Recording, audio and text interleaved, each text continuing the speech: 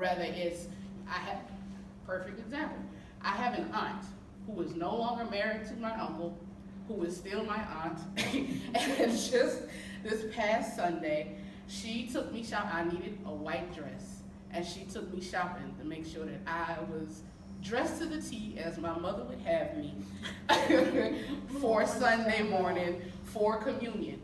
That's an extended part of my village, and I'm in my 40s, and they are still active. So, and I appreciate them. So when I'm a part of the community, I'm a part of a community now as an adult, because I have reaped the benefits of that village, I now know that I am a part of a village. I am no longer here just for me. I can no longer just be here in Orangeburg, in my hometown, with all of that love that was poured on me, and just hold on to it and go get a job and, and pay bills and go. It's just not in me. I can't do it. So I am a part of a community, and I see children who need some of that love, who need some of that attention, and need some of that guidance that was poured into me, that came to me from somebody other than my mother. So a lot of times when things happen around us, oh, where are the parents? Where are these parents? These loser parents, we hate them. Yeah. And so if it was left up to my mother to be the only person to make sure that I did what I was supposed to, we'd still be disappointed, because I'd probably be dead or in jail like some of these other folks. Or in a bad state, a really bad state. My mother worked hard, sometimes 2, 3 jobs. She worked at, like I said, at Ethel, and she worked swing shifts. So while she was either asleep or at work, I had free time. And free time for a teenager is not a good thing. And so I come with that lens when I'm looking at what's going on in our community. I'm looking at, yes, parents have an absolute responsibility to their children, yes. But as an adult who has had so much love and so much support poured on me as a child, am I going to sit by and just let stuff happen to children because their parents aren't doing what they're supposed to do? Not on my watch. I just can't do it. And so with that said, I go into Howard Middle School. I was just telling you that I go into Howard Middle School 2 times a week. And I work with the kids who get kicked out of class. So a lot of times where's so-and-so? Oh, she got suspended. Ugh, again, sheesh. But I work with the kids who get kicked out. And nobody wants to deal with it. And we always say, these parents, they're not raising their kids. Well, might not be, but you're gonna be in my presence for at least an hour, and we're gonna talk about how your actions and your purpose are not lining up right now. What do you wanna be? What do you wanna do? Who are you? And so that's the kind of work that I do in my community. And so my take is that first of all, that every person is created with a purpose. None of us are here by a happenstance. We are here with a purpose. We are also here with gifts, talents, and abilities. And when those gifts, those talents, those abilities line up with our purpose, we not only use them to benefit ourselves, but we use them to serve others. When we serve others with our gifts, talents, and abilities through our purpose, the community at large is built up. We have a community of people who are sure of who they are, sure of why they were created, sure of what gifts, talents, and abilities they have, and sure that they want to serve others with those gifts, talents, and abilities. That is called beloved community. A community where every single person is heard, validated, appreciated, and their gifts are utilized, right? And so we're here, and I think most people have read my article that I wrote, but we're having a conversation about events that are happening at least 15 miles away, right?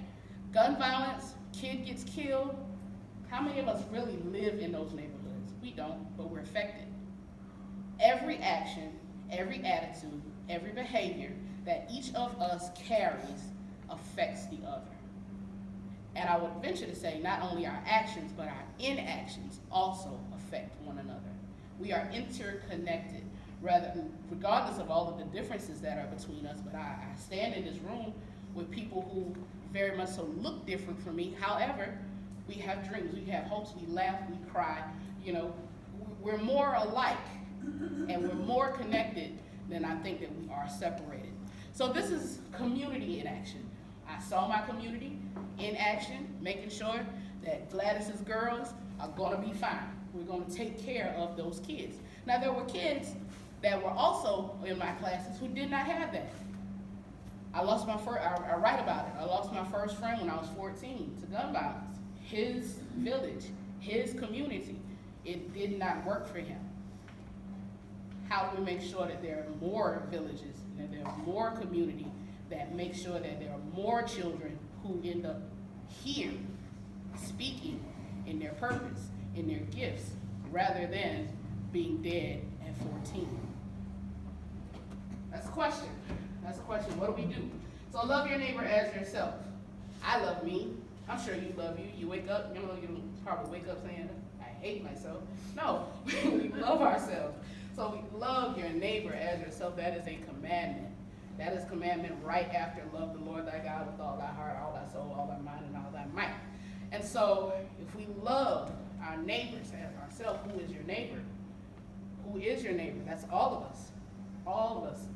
You're my neighbor. I'm your neighbor. The kid down the street is your neighbor. The one who's throwing rocks at your, in your car window is your neighbor. The one who's dealing drugs over here, he's your neighbor. He's still your neighbor. The one that's locked up, he's your neighbor. Like the girl who's pregnant for the 5th time with no husband, she's your neighbor. Those kids are your neighbor. We are to love our neighbors as ourselves. And so these are my personal principles of faith and community in action. So number one, every person is created for a purpose. As a community, we are all interconnected. Each community member's thoughts, attitudes, actions, and inactions, behaviors affect the community as a whole. And when we discover and operate in our purpose, using those gifts, talents, and abilities to serve one another, beloved community is formed. Amen.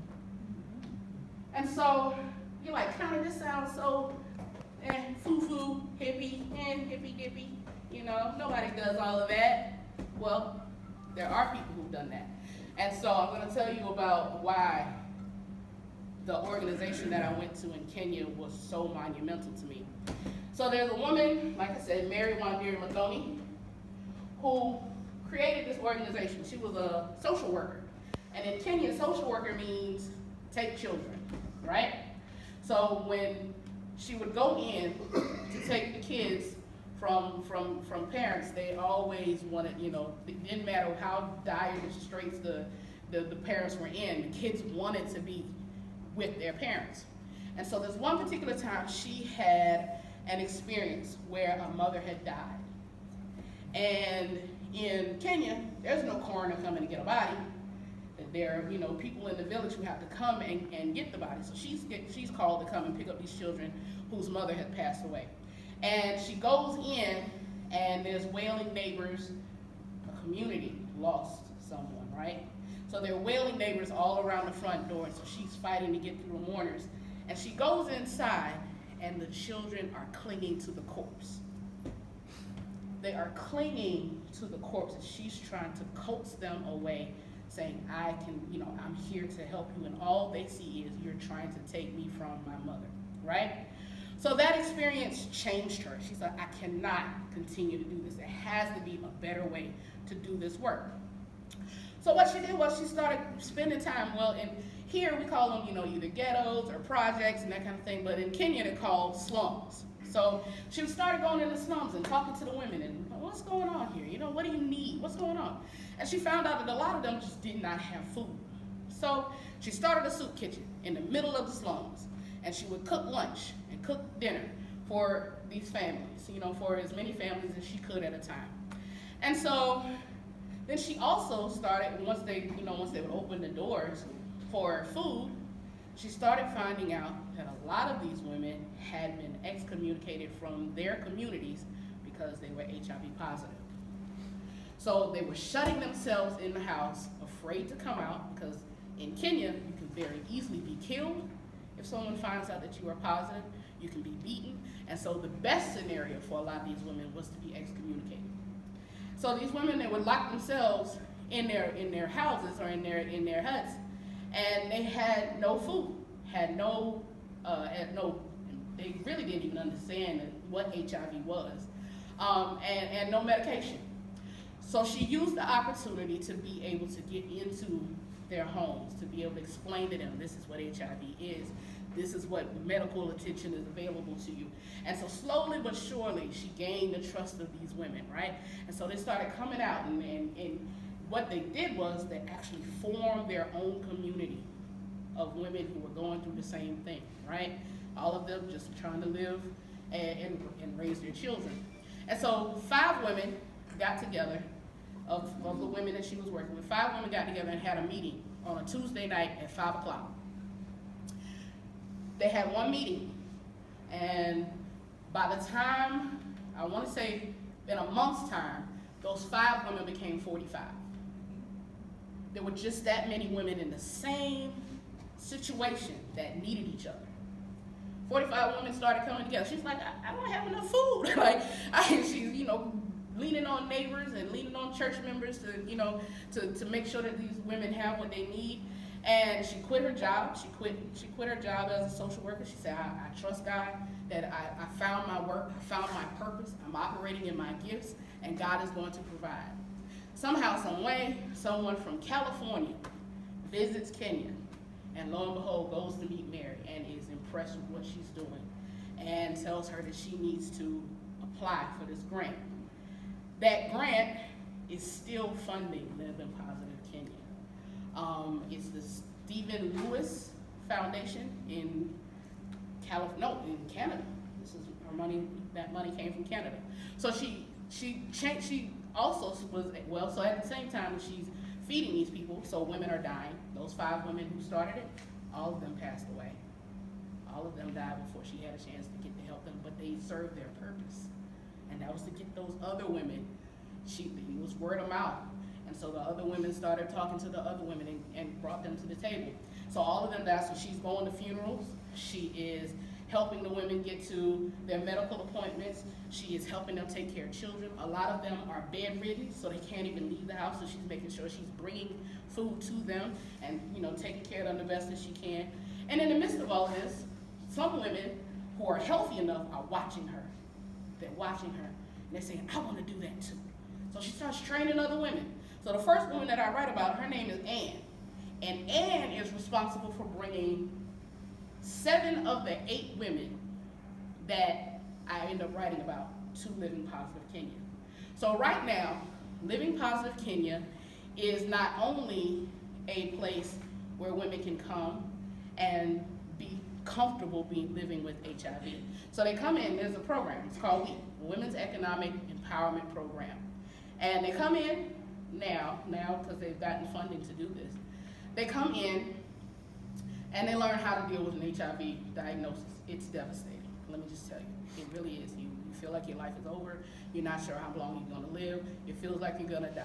And if you have children, I don't have any children, I cannot imagine what that's like. So they come in and they get emotional support, they get medical support, they finally get on meds. And I was so guilty. I hated taking medication until I went to Kenya and realized that a lot of them don't even have access to the medicine, don't have access to regular doctors. And here I am canceling doctor's appointments because I don't want to go. Yeah, God beat me up for that one. I got a spanking for that one. But so they come in and they get what they need just to build their strength. And then she takes them and they learn all of these skills. So they learn sewing and baking and candle making and cooking and all of these different skills. So that she has people come in and teach them different things, right? And meanwhile, so the program also takes care of their rent, and it takes care of the children. The children, while they're there learning their stuff, the kids, she's got a whole school for all of the kids, these women that are in this program, right? And so they're in school, and the older ones, because in Kenya, the older kids have to go away to school. So they're like, you can't afford the school fees, can't afford uniforms. What are we gonna do? So she created a sponsor program for people all over the world who want to come and sponsor a child. And so now their children are off and doing well and getting education and stuff. And these women are learning skills at home, right?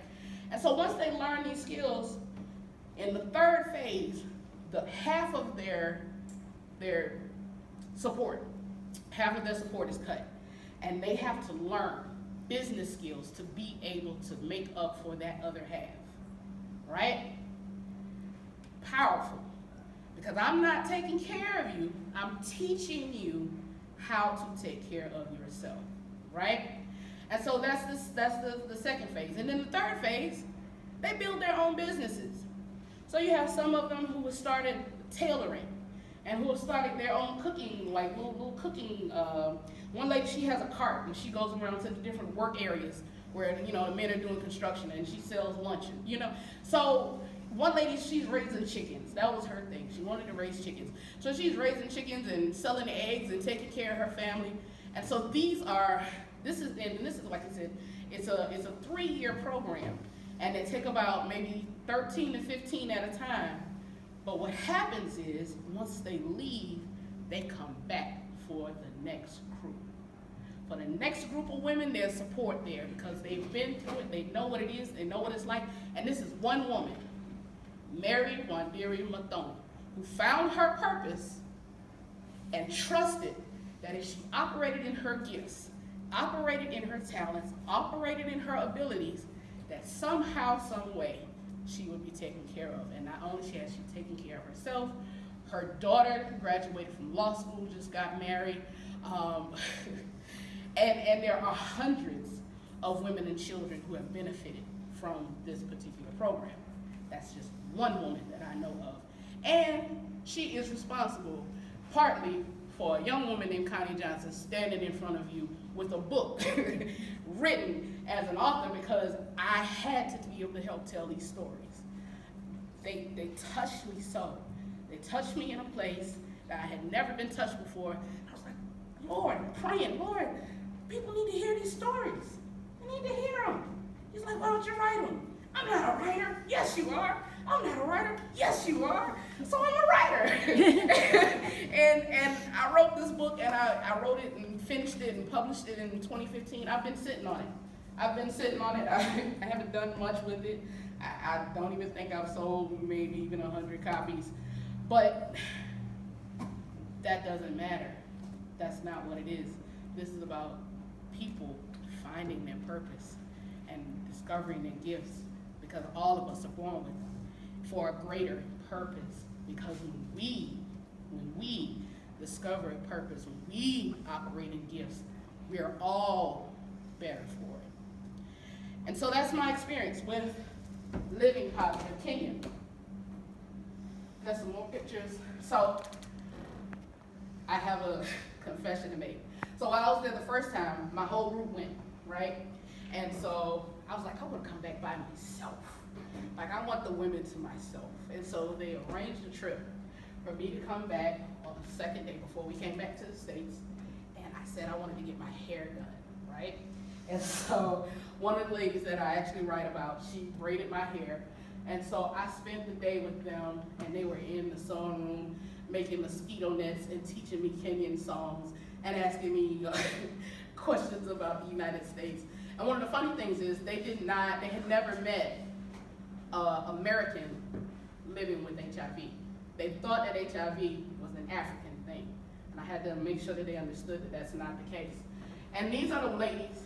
These are some brave women, some brave, courageous women that I know that average person could not withstand what they've been through. Yeah. And so I stand here not alone.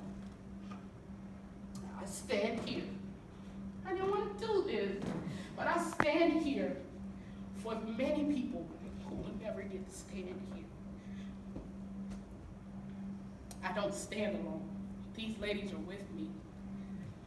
The kids from my school who didn't make it are with me. My mother is with me, and all of the other women and men who are living with HIV somewhere in a dark space because they're ashamed are with me. I do this not just for me, but for the greater good, for others, for the others, for the many. It's not just me. And so I segue into the article I wrote. How much time do I have? Folks are going to have to leave at, some folks are going to have to leave at 7. Okay. So you got, I got 3 seconds. Okay. So I segue into the article. I hope most of you have had a chance to read it. If not, we have copies. But I share my experience of what it was like to lose my friend at 14 and experience all of the gun violence that happened here in Orangeburg in the early 90s when it was a war zone, it felt like. I talk about it in the article.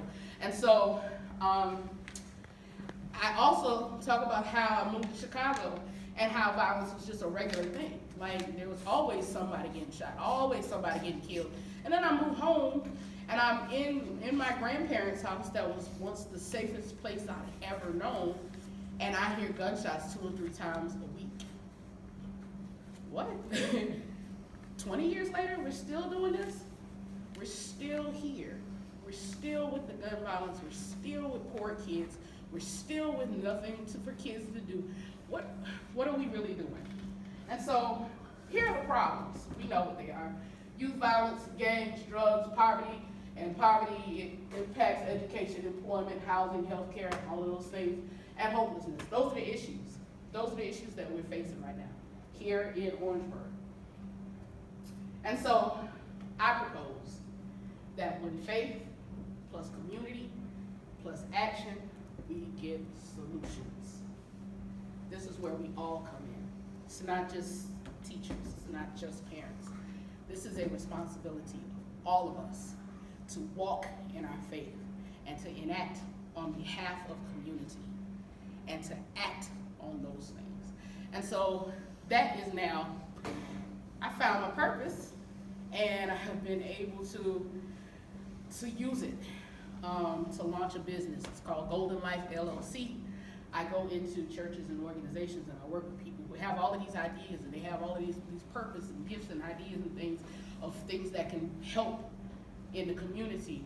And I help them organize those thoughts and help them create 501c3s if that's what they want to do, or look for grants if that's what they want to do. So whatever it is that they choose to do as far as being a solution to some of the issues, I help them with that based on the experience that I have, based on my education, based on my own experiences. So that's what I do.